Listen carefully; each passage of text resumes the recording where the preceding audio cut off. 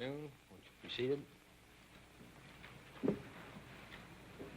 I have several announcements to make first. I have a statement about the Geneva negotiations for an atomic test ban.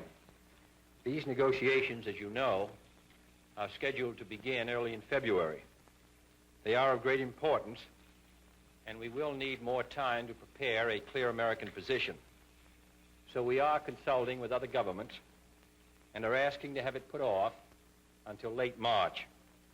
As you know, Mr. John McCloy is my principal advisor in this field, and he has organized a distinguished panel of experts headed by Dr. James Fisk of the Bell Laboratories, and Mr. Salinger will have a list of the names at the end of the conference, who are going to study previous positions that we've taken in this field and also recommend to Mr. McCloy, for my guidance, what our position will be in late March, when we hope the test will resume. Secondly, the United States government has decided to increase substantially its contribution towards relieving the famine in the Congo. This will be done by increasing the supply of cornmeal and dry milk, by adding contributions of rice, and by airlifting 1,000 tons of food supplies, seeds, and hospital supplies from a number of African nations to the Congo. It is the intention of the United States government to meet fully the emergency requirements of the Congo for rice, corn, dry milk, and other foodstuffs in our surplus stocks. Assurances have been received from the United Nations that with the help of this program, the flow of supplies will be adequate to relieve the distress. The United States government will cooperate fully to help the United Nations prevent famine in the Congo. Third, I'm happy to be able to announce that Captain Freeman B. Olmsted and Captain John R. McCone, members of the crew of the United States Air Force RB-47 aircraft, who have been detained by Soviet authorities since July 1st, 1960, have been released by the Soviet government and are now en route to the United States. The United States government is gratified by this decision of the Soviet Union and considers that this action of the Soviet government removes a serious obstacle to improvement of Soviet-American relations. Our deepest sympathy and understanding goes to the families of the men of the RB-47 who gave their lives in the service of their country. At the same time, I am sure that all Americans join me in rejoicing with the Olmsted and McCone families. The families, as well as the men, comported themselves in these trying times in a way which is truly in the best traditions of the military services of the United States.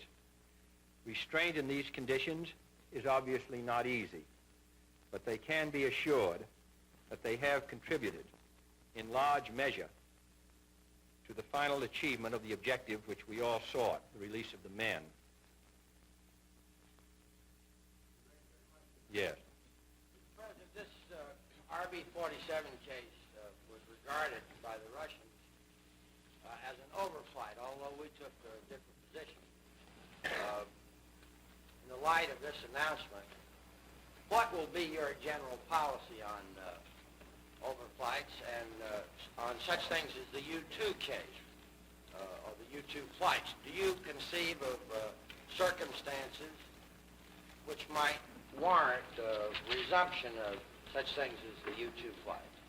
The Soviet government is fully aware of the United States government views with respect to the distinction between the question of the United States Air Force RB-47 and the incident which occurred over Soviet territory on May 1st, 1960, involving an American U-2 type aircraft.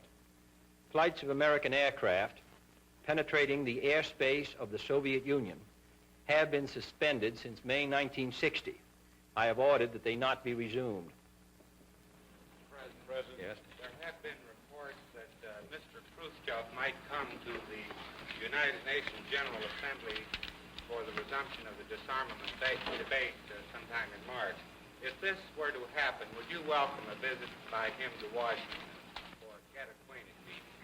I've not heard officially of any proposal by Mr. Khrushchev to come to the United States. I've merely seen newspaper reports, and I feel that it would be more appropriate to wait until we had some indication whether Mr. Khrushchev was planning to come to the United Nations. Yes. Mr. President, can you tell us something about what your role was, if you had one, in the release of these flyers? Did this come about as a consequence of some action you took? Well, this matter has been under discussion by the American ambassador and the Mr. Khrushchev on one occasion and representatives of the Soviet Foreign Ministry since this weekend.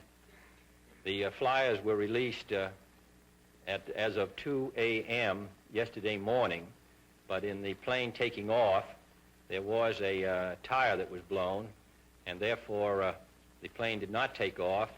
Our last information is that it took off at 5 o'clock our time this afternoon. It will fly to Amsterdam, and then we expect the flyers to be brought to the United States tomorrow afternoon.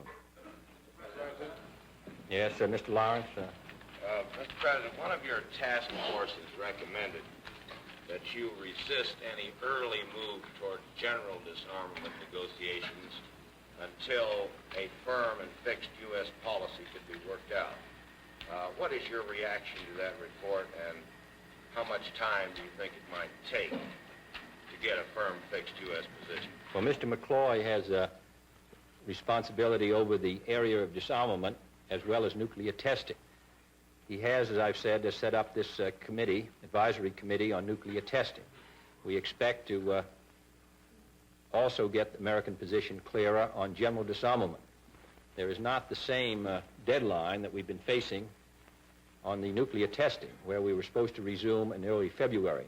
But I can state that this was a matter which was discussed early this week by the Secretary of Defense and the Secretary of State and Mr. McCloy, and we are preparing a clarification of American positions on disarmament. I think Mr. Morgan had stood up. Mr. Morgan, and then you. Mr. President, what more can you tell us about the long conversation that Ambassador Thompson had with Mr. Khrushchev, including whether the tone of that conversation was anywhere near as friendly as that of the messages that Khrushchev has sent you? I would say the tone was friendly, and as a result of the conversations, as I've said, the decision was made to release the flyers. But the conversations were conducted in an atmosphere of civility. Could you give us any indication at all as to what other subjects were taken up in addition to the release of the RB-47 flyers? No, I think that I'll have to stand on my previous statement. Yes, ma'am? Does your administration plan to take any steps to solve the problem at Fayette County, Tennessee, where Tennessee farmers have been evicted from their homes because they voted last November and must now live in tents? We are, the Congress, of course, enacted legislation which placed very clear responsibility on the executive branch to protect the right of voting. I supported that legislation. I am extremely interested in making sure that every American is given the right to cast his vote without prejudice to his rights as a citizen. And therefore, I can state that this administration will pursue the problem of providing that protection with all vigor. Mr. President? Yes? Sir, would you please tell us how it was possible for you to do by executive order what Mr. Benson always told us was impossible for him to do without more legislation? I refer to the order expanding the distribution of food to the unemployed and giving them more variety in the diet. Well, I would not attempt to comment on Mr. Benson. I don't think there's any question of our rights to issue the executive order under the authority given to us by the Constitution and by legislative action. I think we're within our rights. It is a judgment as to what is the best use to make of the funds that are available. The funds are quite limited. The diet which is being provided for the people who are unemployed is still inadequate. But nevertheless, we have used the funds that are available to the maximum. And I don't think there's any question that we were within our rights. Yes? Sir, could you tell us how and when you learned that these flyers are going to be released? I learned as a result of the conversations which Ambassador Thompson had with the Soviet officials, and therefore it has, we were informed as to the date that they would be released, the time, yesterday.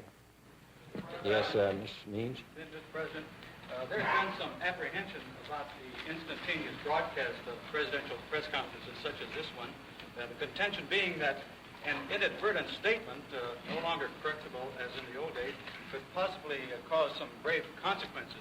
Do you feel there is any risk, or could you give us some thought on that subject? Well, it was my understanding that the statements made by President Eisenhower were on the record.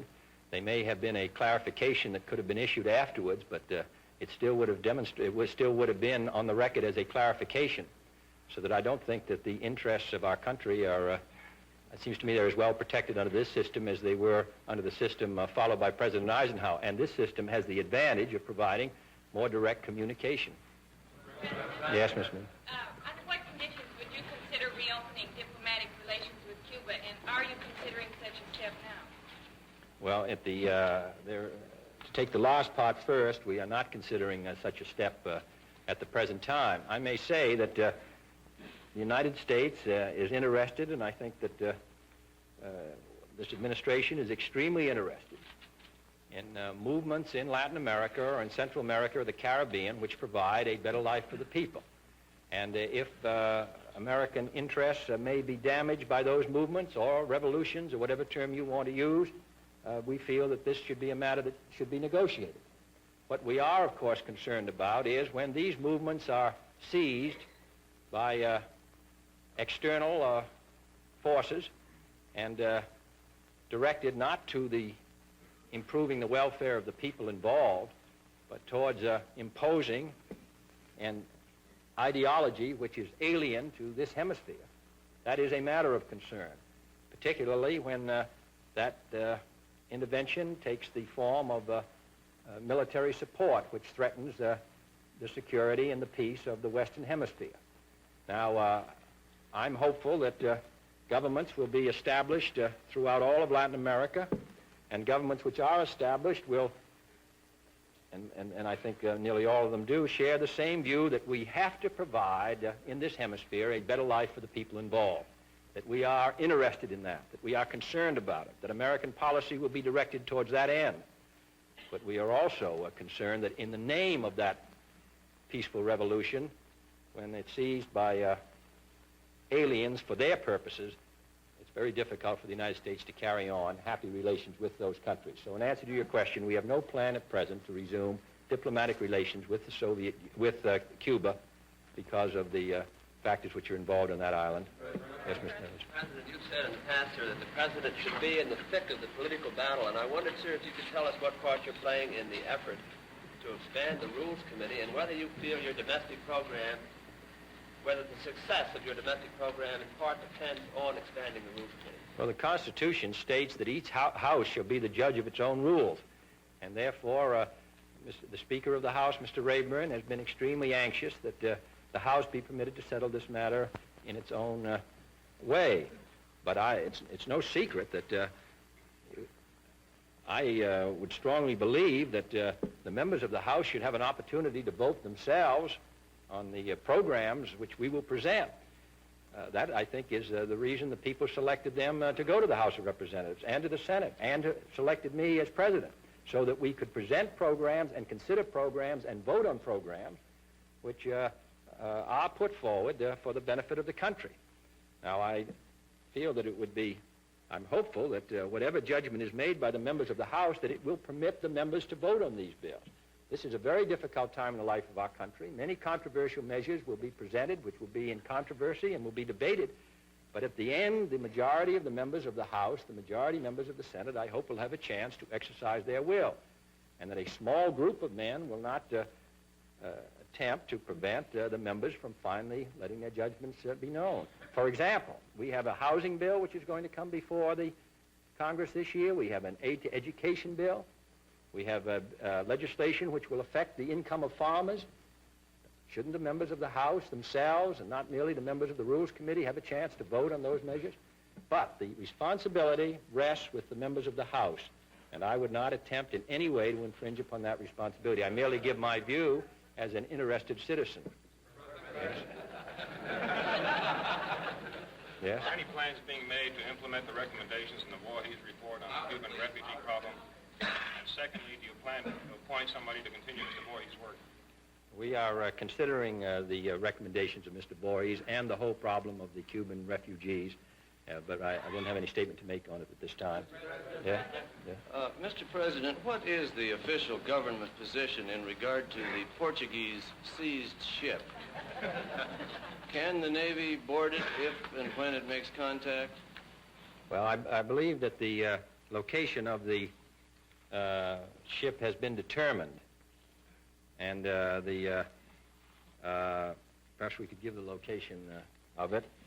There is at the present time, the instructions are for the Navy to continue to its accompaniment of the ship. The Santa Maria has been located by Navy P-2V aircraft, and the position is approximately 600 miles north of the mouth of the Amazon River. It is headed on a course of 117, speed 15 knots, and the exact position at 10 minutes after 4 was 10-35 north, 45-42 west. It will be trailed by aircraft until picked up by the destroyers of our African task force. Now, there are Americans involved, and their lives are involved, but there is we do not we're not given any instructions to the Navy to carry out any boarding operations, though of course we are concerned about the lives of the Americans involved, and also because we are concerned because the ship belongs to a country with which the United States has friendly relations. In consequence of Mr. Khrushchev's apparent indication last weekend of willingness to release the American flyers, have you sent any communication to him through Ambassador Thompson or otherwise? Have I sent a message since the release of the flyers? Since his communication to us through Ambassador Well, we've Thompson. had several exchanges with the Soviet authorities. I do not believe that one has taken place since the release of the prisoners, but that's partially because there has been this delay about their leaving Moscow. Ms. Gray? Mr. President, there is meeting here now a nationwide group of labor, agriculture, and industry which wants to abolish or restrict the Reciprocal Trade Agreements Act. They say that it robs us of gold, robs American workers of jobs. What is your position on such a proposal? Well, I think that their meeting here is well within their rights and as citizens of the United States, and I think that we should listen to their views. This is a matter of great concern. I do think we should be conscious of the fact, of course, that the balance of trade has been substantially in our favor in the last year. But we are continually concerned about those imports which adversely affect an entire industry or adversely affect the employment of a substantial number of our citizens. The present laws, Peril Point and Escape Clause, of course, all take those matters into consideration. But I'm glad to have them here. I'm glad to have them express their views. I think the Congress should consider their views carefully. And I hope that in their consideration, they will consider the whole problem of trade. And I do think we should realize that the balance of trade has been in our favor, and the gold flow would have been substantially worse if we had not had this favorable balance of trade. We'll go over here. Mr. President, in relation to the gold flow problem, the outgoing administration has ordered a cutback in the number of American military and civilian dependents stationed abroad in the so-called hard currency nation. The day before your inaugural, the outgoing defense secretary advised your incoming defense secretary in a matter of urging him that release should be sought as soon as possible because of what the outgoing defense secretary termed the adverse effect of the order on the morale of the military and their families. Have you had a chance or make up your mind on that position, sir? Mr. McNamara and Mr. Dillon have discussed the effect of this order on military morale, our military strength, the rate of re-enlistment. It's really a question of determining what alternative steps can be secured which would be less harmful, but which would protect the flow of gold. I do expect to make some reference to this matter of gold outflow in the State of the Union address. I will send, within a 2-week period after the State of the Union address, a message to the Congress dealing with the gold outflow and our recommendations for meeting it. And we will, at that time, come to some judgment as to whether a more satisfactory method of protecting our gold could be secured than providing for the return of the families of Americans serving abroad in the military. I will say that our study so far has convinced us that the dollar must be protected, that the dollar can be protected in its present value. The exchange controls are not essential, but it is a most serious problem, and it will be the subject of a message to the Congress. The state of New York gave you one of your handsomest majorities in the 1960 election campaign, but now the Democrats of New York are rather bitterly divided over leadership. As the leader of the Democratic Party nationally, are you going to take some steps to try and heal the splits in New York? Well, the people in New York, the Democratic organizations in New York who are interested in the success of the Democratic Party, they have to make their judgments as to what kind of a party they want to build there. I have asked Mr. Bailey, the new chairman of the Democratic Party, to lend a helping hand in attempting to alleviate some of the distress. Yes? President, sir, do you have any plans for quick federal aid for the unemployed? I will.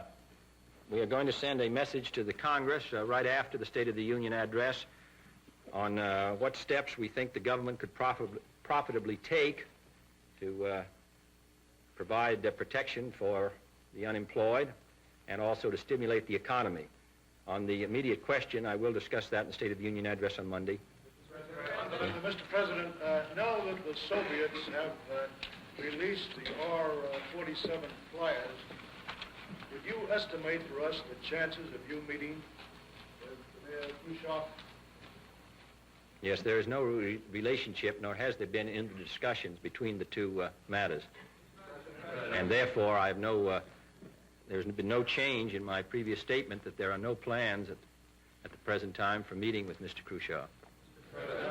Yes. President, will you tolerate the continued abuse of executive privilege to suppress information which is needed by Congress? For instance, now that you are president, will you direct the USIA to give the Senate Foreign Relations Committee those prestige polls which you urged the previous administration to make available during the campaign? Well, let me say that I would have no objection at all to the polls or at least the results of the polls being made available, and I'll be delighted to check in and see what we can do about making it available to the Senate Foreign Relations Committee or the House Foreign Relations Committee if they would like them.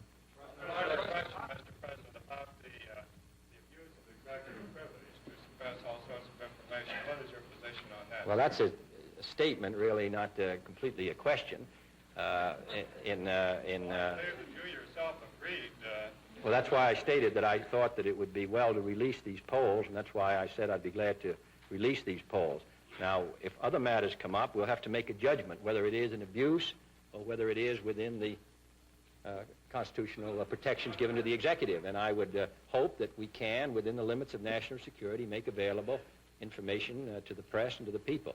And I do think that it would be helpful to release the polls which were discussed last fall. Secretary Salinger indicated today there might be a need for a tightening of information on national security. Doesn't the policy of deterrence require that the enemy have knowledge of our strength and the ability of our intentions, the ability to carry them out, and wouldn't they risk a possible miscalculation by tightening up information? Well, I think that the enemy is informed of our strength. I think Mr. Salinger, in his statement today at lunch, indicated his judgment based on his experience so far that there had been very ample information given so that the enemy can make a determination as to our strength. I am anxious that we have a maximum flow of information, but there quite obviously are some matters which involve the security of the United States. And it's a matter on which the press and the executive should attempt to reach a responsible decision. I could not make a prediction about what those matters will be, but I think that all of us here are aware that there are some matters which it would not be well to discuss at particular times, so that we'll just have to wait and try to work together and see if we can provide as much information as we can within the limits of national security. I do not believe that the stamp national security should be put on mistakes of the administration which do not involve the national security. And this administration would welcome any time that any member of the press feels that we are artificially invoking that cover. But I must say that I do not hold the view that all matters and all information which is available to the executive should be made available at all times, and I don't think any member of the press. So it's a question of trying to work out a solution to a sensitive matter. Mr. Denoka? President, in the past 2 days, the Secretary of State, Dean Rusk, has issued statements, one with your name on it, to the effect that this country wants to return to quiet private diplomacy. Could you give us some idea of the meaning behind this, Mr. President? Are you trying to suggest to Khrushchev to like to resort to this for the time being without offending him or making him go off the cordial path he's on at the present time?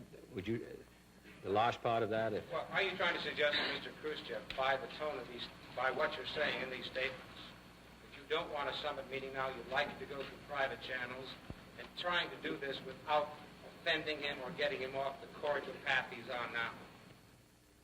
Well, I would just say, without accepting the question completely as a premise, I would say that the Secretary of State is anxious to explore with interested countries what chance we have of lessening world tension, which is, in some areas of the world, is quite high tonight.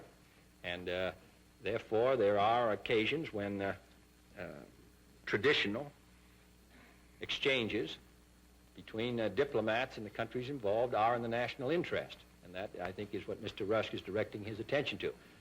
And I'm hopeful that from those more traditional exchanges, we can perhaps find a greater common ground. Yes? Sir, do you favor Senator Humphrey's suggestion that we send surplus food to Red China through the UN or CARE or some similar organization? Well, I'd say two things. First, the Red China, the Chinese communists, are exporting food at the present time.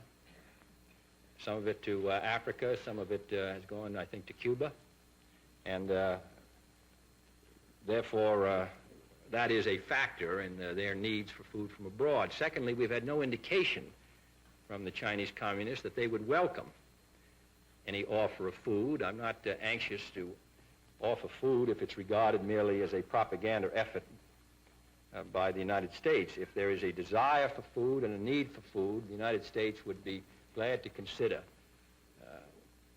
that need, regardless of the source. If people's lives are involved and there's a desire for food, the United States will consider it carefully. I do say that in this case, however, there are these examples of food being exported during this present time, or recent history.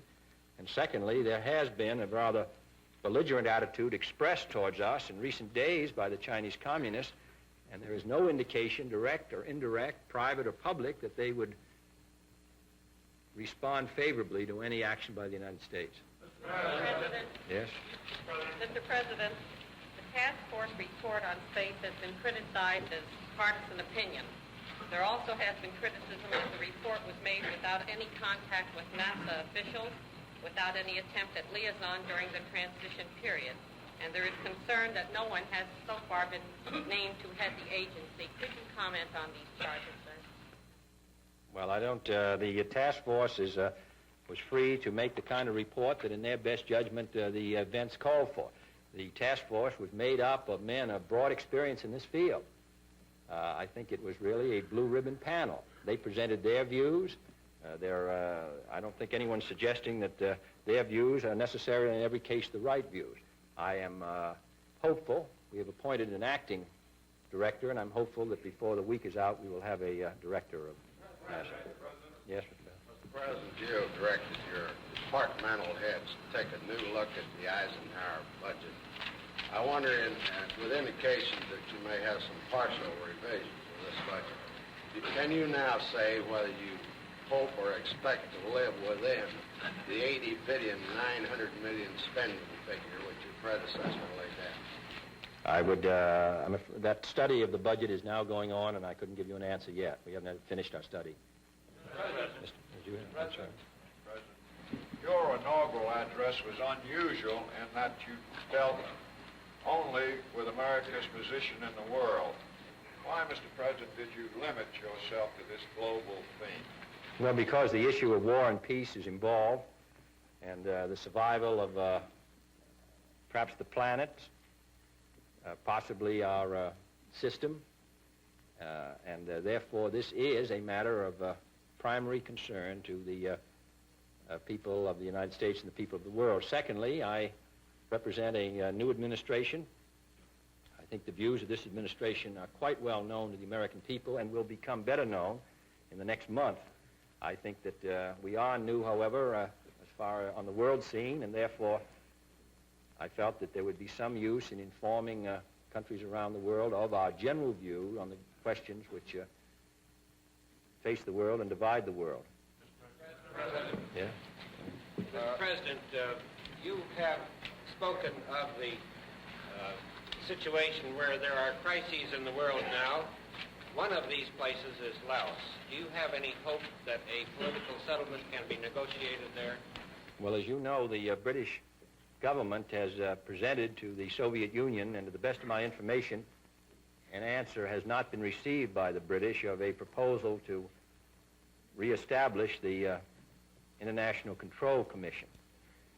That we ought to know shortly whether there's any hope that that commission can be reestablished. As to the general view on Laos, this matter is of great concern to us. The United States is anxious that there be established in Laos a peaceful country, an independent country, not dominated by either side, but concerned with the life of the people within the country. We are anxious that that situation come forward, and the United States is using its influence to see if that independent country, peaceful country, uncommitted country, can be established under the present very difficult circumstances. Mr. President, in discussing with the Soviet Union the release of the RB-47 flyers, did we also take up with Mr. Khrushchev the fate of Francis Gary Power, the U-2 pilot, and the 11 flyers that were missing from the C-130 that was shot down inside Armenia in 1958? The matter of the 11 flyers was discussed, and Mr. Khrushchev, and the Russians rather, have stated that that their previous public statements on these flyers represent their view on the matter, that the newspaper magazine story, which came from written by an Eastern German, did not represent the facts. So that would, on the matter of Mr. Powers, we have not discussed him because, at this time, because he is in a different category than the flyers that were released. One was an overflight and the other was a flight of a different nature. Yes? Did the Russians ask any quid pro quo, or did we make any concessions to them in exchange for the release of these flyers?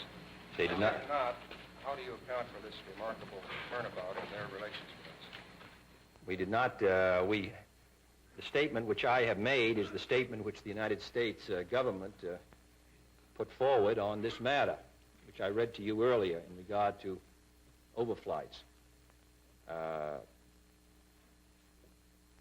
I would not attempt to make a judgment as to why the Soviet Union chose to release them at this time.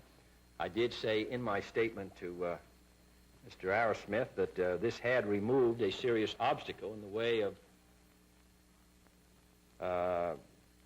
peaceful relations between the Soviet Union and the United States, and I would judge that they desired to remove that serious obstacle. Sir, that they accepted a reassurance of no more overflights as an exchange? It is a fact that I have ordered that the flights not be resumed, which is a continuation of the order given by President Eisenhower in May of this year. Mr. President, your own election has stimulated renewed proposals for electoral reform. Do you have any objection to changing the present method of electing presidents, or do you favor any of the proposals? Well, I do have some thoughts on it. One that, first place, having been through the experience in '56, I think it was, of an attempt to substantially change the Electoral College, it's my judgment that no such change can secure the necessary support in the House, the Senate, and in the states of the Union. The area where I do think we perhaps could get some improvement would be in providing that the electors would be bound by the results of the state elections. I think that would be a useful step forward. The electors, after all, the people vote. They assume that the votes are going to be cast in a way which reflects the judgment of a majority of the people of the state, and therefore I think it would be useful to have that automatic and not set up this independent group who could vote for the candidate who carried the state or not, depending on their own personal views. That would be the first thing. Secondly, I'm hopeful that the Congress would consider the suggestions made, I think, first by President Theodore Roosevelt and later by Senator Richard Newberger of having the national government participate in the financing of national campaigns, because the present system is not satisfactory. Perhaps it would be useful to go into that in more detail later, and because I do think it's a most important subject. But I would say for the present that this matter of the electors would be an area where I think we could usefully move. Mr. Roberts? On a related subject, without being morbid, have you given any consideration to the problem which President Eisenhower resolved with his vice president? That is the problem of the succession in case of injury, illness, or some incapacitation. Have you thought of some agreement with the vice president such as your predecessor has? Yes, well, I haven't developed that at this present time, though I do think that President Eisenhower's decision was a good one, and I think it would be a good precedent. Nothing's been done on it as yet, but I think it would be a good matter on which we could proceed on. Thank you.